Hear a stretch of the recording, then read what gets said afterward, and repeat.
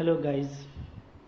चलिए आगे हम लोग अपना कंटिन्यू करते हैं रियल एनालिसिस को। ठीक है, तो देखिए नेक्स्ट हम लोग का जो टॉपिक है वो है नेबरहुड। ठीक है, इसको हम लोग एप्सिलम नेबरहुड भी बोलते हैं और नेबरहुड को शॉर्ट में NBD से डिनोट किया जाता है। ठीक है, तो इसको देखिए, इसको डिफाइन अगर करेंगे तो कैसे करेंगे हम लोग। ठीक है, लिखेंगे let P belongs to R। ठीक है, P क्या है, कोई भी रियल नंबर है for okay epsilon greater than 0। Epsilon कोई भी एक ग्रेटर देन 0 लिए हैं। ठीक है, the interval P minus epsilon P plus epsilon. ठीक है, ये इंटरवल है, ओपन इंटरवल दिख रहा है आप लोग को। ठीक है, P माइनस एप्सिलम से P plus epsilon is said to be epsilon neighbourhood, short में NBD, epsilon NBD of P। ठीक है, ओके। तो देखिए काफ़ी ये एक मतलब कि आसान सा चीज़ है। ठीक है, जो बस आपको प्योर में थोड़ा समझना है, प्योर मैथमेटिक्स में, कि अगर कोई मेरा पॉइंट P है ना, रियल पॉइंट। ठीक है, तो रियल पॉइंट के इर्द गिर्द, जैसे कि नेबरहुड इसका नाम है, तो नेबर किसको बोलते हैं, पड़ोसी को बोलते हैं। ठीक है, तो पॉइंट P का जो पड़ोसी होगा, यानी पॉइंट P से थोड़ा लेफ्ट और पॉइंट P से थोड़ा राइट, तो ये जो पूरा वैल्यू होगा, ठीक है, P के इर्द गिर्द, इसको हम लोग क्या बोलेंगे, P का नेबरहुड, यानी एप्सिलम नेबरहुड ऑफ P। ठीक है, तो बात देखिए समझने वाली है ना। आई होप कि आपको समझ में आ गया होगा। सपोज कीजिए कि मान लीजिए मेरे पास कोई इस तरह का पॉइंट है। ठीक है, ये P। ओके, तो P के थोड़ा आगे चले जाएंगे तो क्या मिलेगा, P प्लस एप्सिलम। ठीक है, और तो इधर हम थोड़ा क्या बढ़े, राइट बढ़े। ठीक है, और P के इधर लेफ्ट ले लेंगे तो कोई पॉइंट मिलेगा क्या, P माइनस एप्सिलम। ठीक है, तो ये हमको ओपन इंटरवल में लेना है। ठीक है, ओपन इंटरवल में जब हम इसको लेंगे, माने P माइनस एप्सिलम से P प्लस एप्सिलम। ठीक है, तो कौन सा वैल्यू आ जाएगा इसमें, इसमें देखिए पूरा ये वैल्यू आ जाएगा, इसको छोड़ देंगे, इसको छोड़ देंगे। ठीक है, पूरा ये वैल्यू, बीच का वैल्यू हमको मिल जाएगा। तो ये जो P के इर्द गिर्द जो हमको वैल्यूज मिलता है, उसको हम क्या बोलते हैं, नेबरहुड बोलते हैं। ठीक है, ओके। जैसे मान लीजिए हम एक आपका एग्जाम्पल देते हैं, एक एग्जाम्पल ले लीजिए। ठीक है, लेट मान लेते हैं P मेरा 1 है। ठीक है, और एप्सिलम हम ले लिए 1/2। जनरली जो एप्सिलम है छोटा लेते हैं। ठीक है ना, ऐसे एप्सिलम कुछ भी हो सकता है पॉजिटिव, बट एप्सिलम जो सिंबल है वो एक छोटा एलिमेंट के लिए यूज़ करते हैं, और जो मैथमेटिकल पॉइंट है, जो मैथमेटिकल यूज़ है, वो भी एप्सिलम का छोटा वैल्यू का है। ठीक है, तो मान लीजिए एप्सिलम मेरा हाफ है, तो फिर क्या होगा, एप्सिलम NBD क्या हो जाएगा, एप्सिलम NBD ऑफ P, ये आपका हो जाएगा। ठीक है, ओपन इंटरवल 1 माइनस हाफ से लेके 1 प्लस हाफ। ठीक है, यानी अगर आप देखेंगे तो क्या आ जा रहा है, ये आपका आ जा रहा है ओपन इंटरवल 1/2 से 3/2। ठीक है, ये हो गया। तो यानी अगर हम इस नेबरहुड को देखें कि ये कौन सा नेबरहुड है, तो ये आपको काफ़ी इजीली दिखेगा। ठीक है, सपोज कीजिए कि ये मेरा पॉइंट 1 है। ठीक है, इसके पहले है मान लीजिए 0, इसके बाद है 2। Okay, natural number. तो हाफ आपका समवेयर कहाँ पे होगा, तो आपका हाफ मान लीजिए यहाँ पे हाफ है मेरा 1/2, और यहाँ पे है मेरा 3/2। ठीक है, तो 1 के इर्द गिर्द ये जो वैल्यू है, ठीक है, यहाँ से लेकर के यहाँ तक का जो ओपन इंटरवल है, ये मेरा क्या कहला रहा है, ये वाला epsilon neighbourhood of 1 for epsilon equal to 1/2। Clear है, ठीक है, ओके। तो ये जो नेबरहुड है ये पूरा बड़ा भी हो सकता है, जाहिर सी बात है कि ये पूरा लाइन ले लेंगे, इधर पूरा राइट में इधर ले लेंगे, लेफ्ट में पूरा ले लेंगे, तो वो भी एक नेबरहुड होगा। अब बिल्कुल छोटा सा भी अगर लेंगे हम, ठीक है, तो वो नेबरहुड होगा।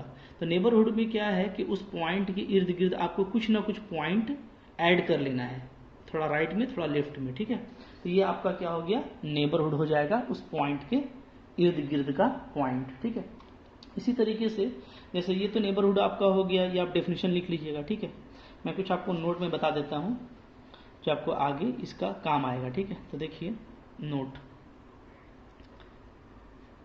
ये जो नेबरहुड अभी आप लोगों ने देखा वो था आपका समझ लीजिए कि वन डायमेंशन, ठीक है। सिर्फ एक्स एक्सिस में अगर हम लोग लेंगे तो उस तरह का बात करेंगे। हाँ, अगर आप एप्सिलम नेबरहुड लीजिएगा टू डायमेंशन में, epsilon neighbourhood in to dimension, ठीक है, तो जाहिर सी बात है कि टू डायमेंशन में जो हमारा एप्सिलम नेबरहुड होगा तो वो कैसा होगा। तो उसके लिए आपको जैसे टू डायमेंशन ले लेना पड़ेगा। सपोज कीजिए कि इधर आपका एक्स एक्सिस है, ठीक है, इधर आपका क्या है, और इधर है आपका वाई एक्सिस, ठीक है, ये दोनों है, इधर वाई है, इधर क्या है, इधर एक्स है, ठीक है। तो अब जाहिर सी बात है कि हम अगर कोई पॉइंट लेते हैं, सपोज कीजिए हम ले लेते हैं पॉइंट 1, ठीक है, तो हमको अब 1 के राइट भी लेना पड़ेगा, ठीक है, 1 के राइट, ठीक है, 1 के लेफ्ट भी लेना पड़ेगा, ठीक है, 1 के ऊपर भी लेना पड़ेगा और 1 के नीचे भी लेना पड़ेगा, ठीक है। तो अब जो टू डायमेंशन में जो एप्सिलॉन नेबरहुड है आप उसको एक सर्किल से डिनोट कर सकते हैं, ठीक है, क्या, एक सर्किल, जिस सर्किल का कुछ रेडियस होगा, ठीक है। तो अब जो एप्सिलम है वो आपका क्या हो जाएगा, रेडियस हो जाएगा, ठीक है। तो इन दिस केस जो एप्सिलम है हम लोग का वो क्या हो जाएगा, इन दिस केस, ठीक है, एप्सिलम इज रेडियस, ठीक है, radius of circle centred at the point, जो भी पॉइंट है आपका P बिलोंग्स टू R, ठीक है।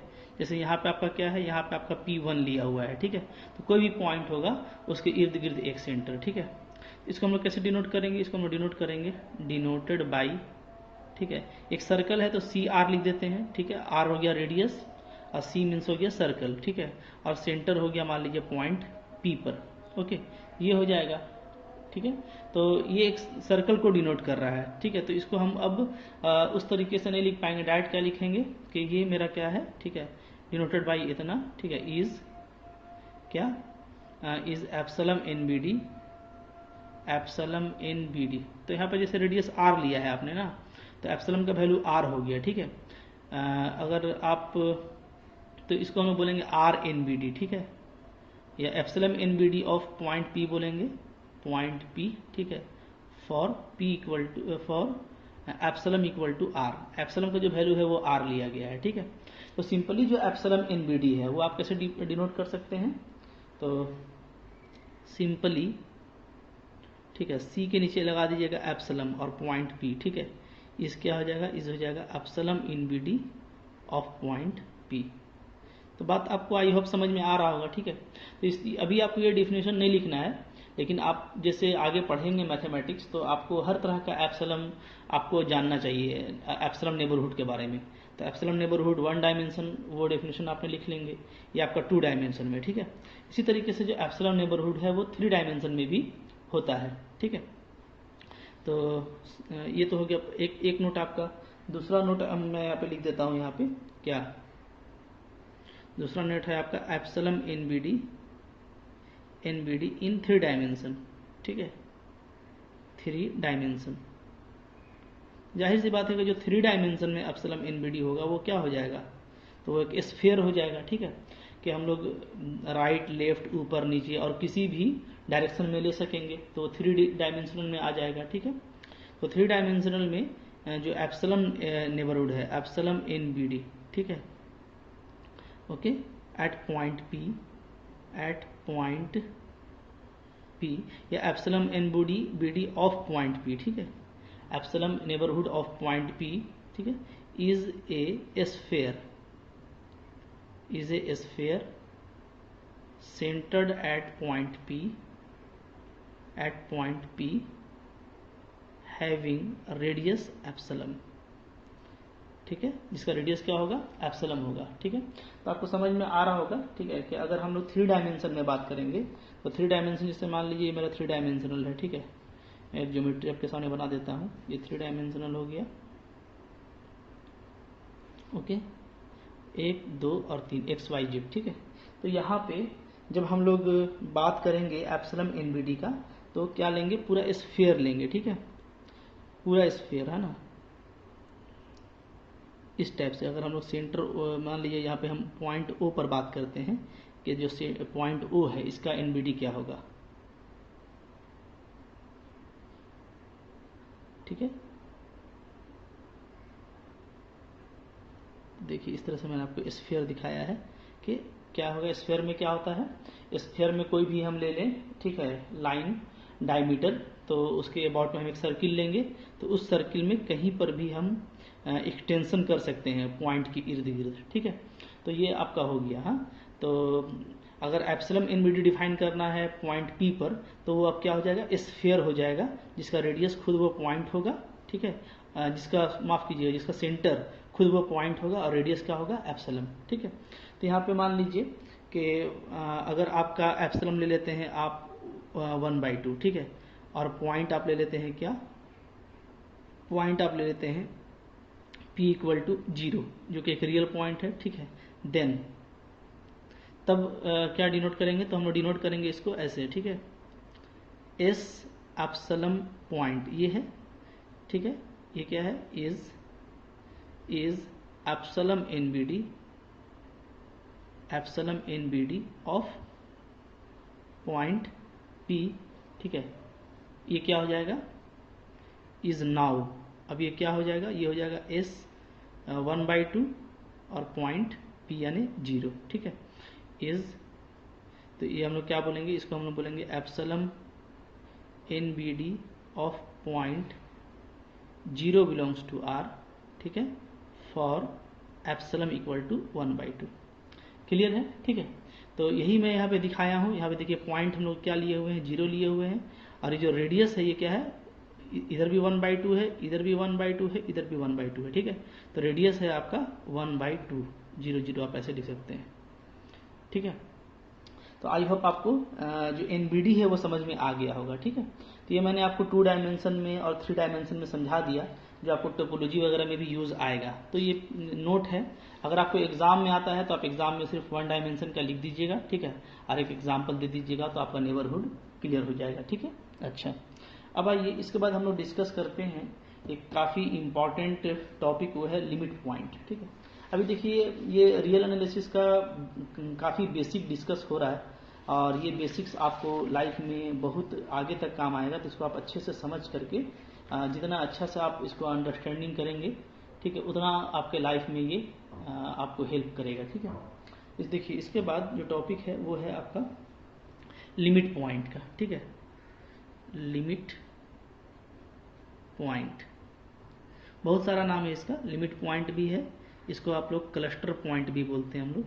ठीक है, क्लस्टर पॉइंट, या इसको हम लोग एक्यूमुलेशन पॉइंट भी बोलते हैं। ठीक है, एक्यूमुलेशन पॉइंट, तो बहुत तरह का इसका नेम है, इस नेम से आपको फैमिलियर हो जाना है। ठीक है, क्योंकि इसका यूज़ काफ़ी ज़्यादा है, और सेट्स में या आगे कोई भी वर्क करने के लिए हमको इसका अच्छे से मालूम होना, डेफिनेशन काफ़ी ज़रूरी है और वेरी इंपॉर्टेंट है एग्जाम के हिसाब से भी। ठीक है, ओके, तो आइए हम लोग इसका पहले डेफिनेशन देखते हैं कि इसका डेफिनेशन क्या होगा। डेफिनेशन भी कई तरीके से लिखा रहता है बुक में, और बहुत सारा बुक को आप पढ़ेंगे तो बहुत तरह का डेफिनेशन मिलेगा। तो मैं कुछ डेफिनेशन यहाँ पे लिख देता हूँ, ठीक है, जो फेमस है, और फिर मैं उसको आपको समझाता हूँ। ठीक है, देखिए डेफिनेशन लिख रहा हूँ, a point P belongs to R, ठीक है, real number, is said to be limit point, okay, of a non-empty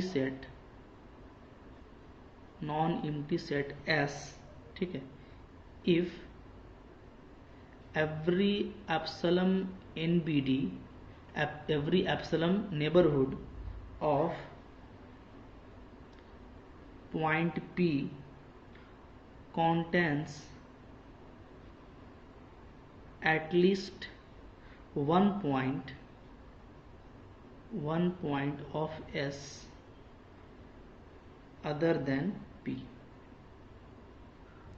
ठीक है, ओके, देखिए क्या कह रहा है डेफिनेशन कह रहा है ना कि जैसे लिमिट पॉइंट किसी भी सेट का, जब भी ये लिमिट पॉइंट का बात करेंगे, क्लस्टर पॉइंट का बात करेंगे, तो हम लोग किसी सेट का बात करेंगे। ठीक है, ओके, तो यहाँ पे मैं इसको लिख देता हूँ, लिमिट पॉइंट, क्लस्टर पॉइंट या accumulation point of A set. ठीक है, एक सेट के बारे में हम लोग बात करेंगे। हाँ, तो सपोज कीजिए मेरे पास कोई नॉन एम्प्टी सेट है S। ठीक है, तो S के लिए जो लिमिट पॉइंट होगा इस सेट के लिए, अगर वो पॉइंट P है, तो आपको ध्यान ये देना है, सबसे पहले इंपॉर्टेंट बात ये, ठीक है, कि ये जो P है ये रियल है। ठीक है, यहाँ पे P क्या है, रियल, यानी कोई जरूरी नहीं है कि ये सेट का मेंबर हो, वरना यहाँ पे P बिलोंग्स टू S लिखा रहता, तो P बिलोंग्स टू S नहीं है। यानी आप देखिए, यही इसका ब्यूटी है इस लिमिट पॉइंट का, कि लिमिट पॉइंट कोई जरूरी नहीं है कि सेट का पॉइंट हो, पहली बात। तो वो कोई भी रियल पॉइंट हो सकता है, उसको हम लिमिट पॉइंट कहेंगे इसका। कब? इफ एवरी एप्सिलॉन एनबीडी, देखिए ध्यान दीजिए, एवरी मतलब कोई भी आप उसका नेबरहुड ले लीजिए। एप्सिलॉन का वैल्यू आप कुछ भी ले सकते हैं, तो आपको बहुत तरह का नेबरहुड मिलेगा। तो आप कोई भी नेबरहुड लीजिए, ठीक है, इस पॉइंट P का क्या होना चाहिए, वो कॉन्टेन करना चाहिए at least one point of S other than P। ठीक है, तो उसके नेबरहुड में सेट S का कम से कम एक पॉइंट आना चाहिए P के अलावा। ठीक है, क्योंकि P तो खुद आपका लिमिट पॉइंट है, तो इस पॉइंट को छोड़ करके कोई ना कोई एक पॉइंट एप्सिलॉन नेबरहुड का, इस पॉइंट के एप्सिलॉन नेबरहुड का सेट में सेट का, सॉरी माफ कीजिएगा, इस एप्सिलॉन नेबरहुड में सेट का कोई ना कोई एक पॉइंट कम से कम जरूर मिलना चाहिए। ठीक है, अभी हम आपको समझाएंगे और काफ़ी वहाँ पे आपको क्लियर हो जाएगा। ठीक है, देखिए इसका एक और डेफिनेशन हम बता रहे हैं आपको, और ठीक है, एक और डेफिनेशन मैं आपको समझा देता हूँ ताकि और क्लियर हो जाए। ठीक है, क्या लिख सकते हैं, ठीक है, a point X belongs to R is said to be limit point of a non-empty set capital S, ठीक है, if to epsilon greater than 0 every epsilon NBD of X contains at least one point of S other than X। ठीक है, तो आपको लगता होगा ये तो वही डेफिनेशन है, तो बिल्कुल वही डेफिनेशन है, थोड़ा सा इसको एक अलग में हम लोग कर दिए हैं, P की जगह पे X ले लिए हैं। ठीक है, तो ये डेफिनेशन लगभग वही हो गया ना। ओके, तो अच्छा चलिए मैं एक और डेफिनेशन लिखता हूँ इसका। ठीक है, तो आप कोई भी एक डेफिनेशन एग्जाम में लिखेंगे, ठीक है, और ठीक है, देखिए इसको मैं ऐसे लिख रहा हूँ, कैसे, देखिए, लेट ऐसे लिखिएगा, S be a non empty set, ठीक है, then a point X belongs to R is said to be limit point of S if every NBD of X contains infinitely many points of S।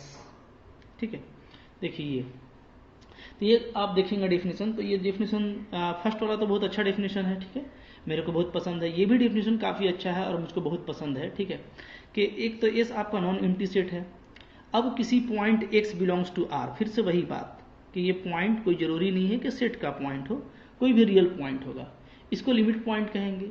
If यानी necessary भी और sufficient भी। ठीक है, every NBD of X, यहाँ पे भी देखिए कि आपका X का कोई भी एनबीडी लिया जाए, यानी एप्सिलॉन का कोई भी वैल्यू लेंगे तो कोई भी एनबीडी मिलेगा, इसलिए यहाँ पे हम एप्सिलॉन एनबीडी नहीं लिखे हैं। ठीक है, डायरेक्ट लिख दिए हैं every NBD of X contains infinitely many points of S। ठीक है, अब ऊपर में था एटलीस्ट वन पॉइंट, यहाँ पे आ गया इन्फाइनाइटली मेनी पॉइंट। तो दोनों करेक्ट है।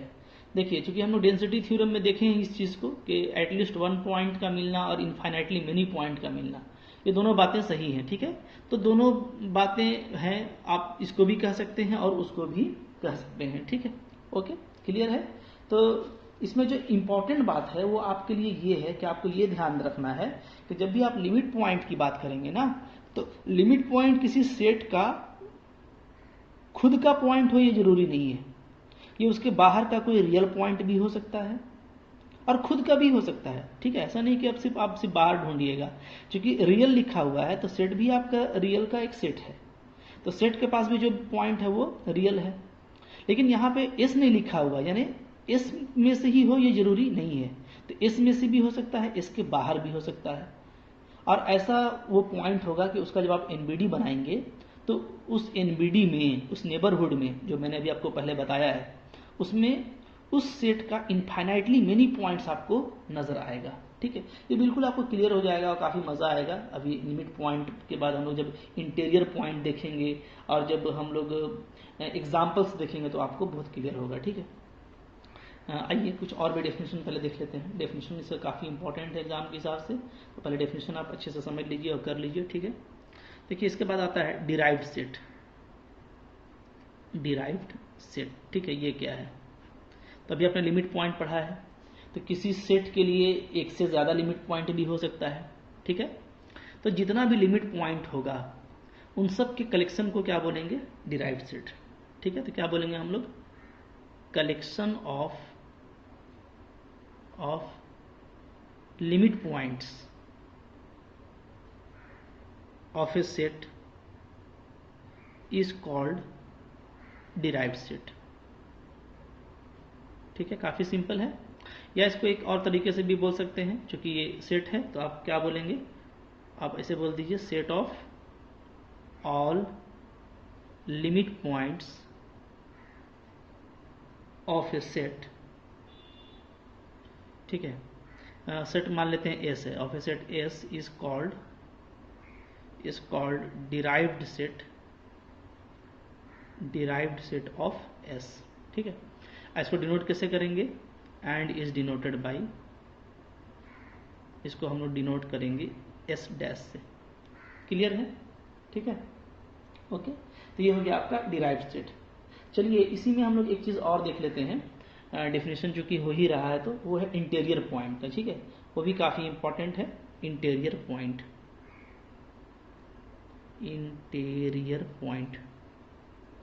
ठीक है, लिमिट पॉइंट के बाद इंटीरियर पॉइंट, ये बहुत ज़्यादा इंपॉर्टेंट है, हाँ, इसको भी अच्छे से समझिएगा। जैसा कि नाम है ना इंटीरियर, तो लग रहा है कि ये तो बिल्कुल अंदर का ही पॉइंट होगा। जी हाँ, तो ये बिल्कुल अंदर का पॉइंट होगा। लिमिट में और इंटीरियर में यही फ़र्क है कि लिमिट बाहर का भी पॉइंट हो सकता है, लेकिन इंटीरियर जो है ये हमेशा अंदर का पॉइंट होगा और बाकी वही प्रॉपर्टी रखेगा जो लिमिट पॉइंट रखता था, ठीक है। तो डेफिनेशन कैसे लिखेंगे, let S be a non empty set, ठीक है। A point x belongs to S is said to be interior point of S if every NBD of X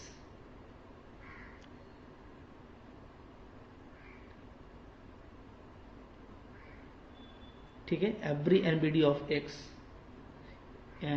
is contained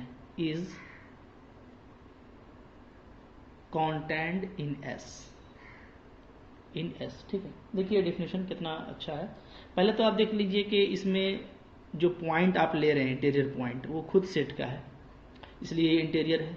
और दूसरा कि इसका कोई भी एनबीडी आप लेंगे, ठीक है। अच्छा, यहाँ पे एवरी नहीं होगा ना, माफ़ कीजिएगा, देयर एग्जिस्ट लगेगा, ठीक है। इफ, इसको मैं काट कर देता हूँ, एवरी नहीं, there exist, if there exist a NBD, ठीक कर लीजिए इसको, देयर एग्जिस्ट ए एनबीडी, ठीक है, यहाँ पे डाल लीजिए। If there exist a NBD of X, ठीक है, विच इज करना पड़ेगा अब, यहाँ पे which is contained in S. ठीक है, तो डेफिनेशन क्या बन रहा है, let S be a non empty set, a point X belongs to S, उसी सेट का पॉइंट होगा, उसको हम इंटीरियर पॉइंट कहेंगे, if there exist a N B D of X which is contained in S. ठीक है, तो पहले तो एक बात ये देख लीजिए कि यहाँ पे देयर एग्जिस्ट आ गया, देयर एग्जिस्ट, ठीक है, और वहाँ पे क्या था, फॉर ऑल, ठीक है, वहाँ पे एवरी एनबीडी था, यहाँ पे देयर एग्जिस्ट, तो ये बिल्कुल आपको समझ में आएगा। ठीक है, इसलिए कि इसको ये जो आपको एनबीडी मिलेगा ना, वो कंटेंट होना चाहिए एस में, यानी एस के अंदर होना चाहिए, या ऐसे बोल दीजिए कि एस का क्या होना चाहिए, सबसेट हो जाना चाहिए वो।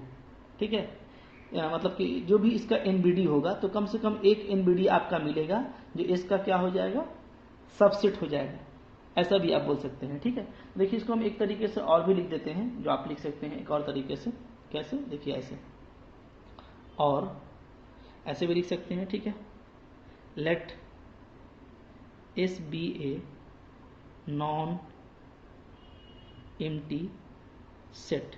ठीक है, a point x belongs to S is said to be interior point of S। ठीक है, if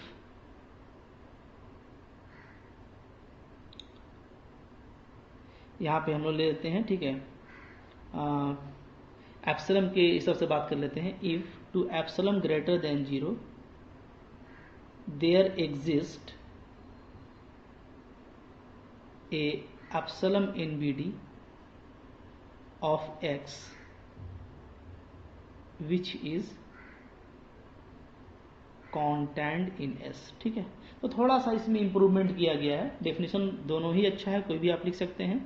यहाँ भी वही बात है कि इंटीरियर पॉइंट आपका सेट का ही होगा, और दूसरा ये कि आप इसका कोई भी NBD लेंगे एप्सिलम के लिए, तो कोई भी आप एप्सिलम एनबीडी लेंगे तो वो क्या होना चाहिए, एस के अंदर आना चाहिए।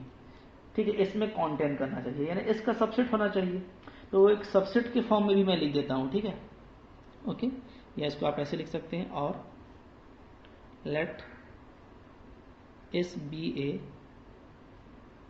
Non empty set. ठीक है, a point X belongs to S is said to be interior point of S if to epsilon greater than 0 there exist, ठीक है, x minus there exist a epsilon NBD there exist a epsilon NBD, ठीक है, such that क्या कि ये जो epsilon NBD होगा, तो एप्सिलम एनबीडी कैसा होगा, एक्स का ओपन इंटरवल होगा, x minus epsilon x plus epsilon. ठीक है, तो ये जो एनबीडी होगा ये क्या होना चाहिए, ये एस का सबसेट होना चाहिए, यानी एस के ही पूरा अंदर होना चाहिए। तो जो ऊपर लिख रहा था कंटेंट इन एस, तो वही चीज यहाँ पे फिर से आ गया है, इसका ही इसी का मतलब होता है कंटेंट इन एस। ठीक है, अगर आप कोई इंटरवल फाइंड कर रहे हैं या कोई सेट फाइंड कर रहे हैं और वो सेट जो है बड़े वाले सेट का सबसेट हो जाता है, तो छोटे वाले को क्या बोलते हैं कि वो कंटेंट कर रहा है।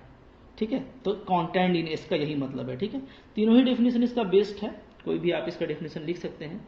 ठीक है, ओके, अच्छा, अब जो है इसके बाद जो नेक्स्ट आ रहा है वो आ रहा है आपका आइसोलेटेड पॉइंट। ठीक है, और कुछ और भी डेफिनेशन होगा, और इसका जब हम लोग एग्जाम्पल वगैरह करेंगे तो ये ज़्यादा क्लियर होगा, तो काफ़ी इंपॉर्टेंट है, नोट को अच्छे से समझ के याद कीजिए। ठीक है, और आगे के वीडियोज़ को देखने के लिए आप रेडी रहिए। Thank you for watching.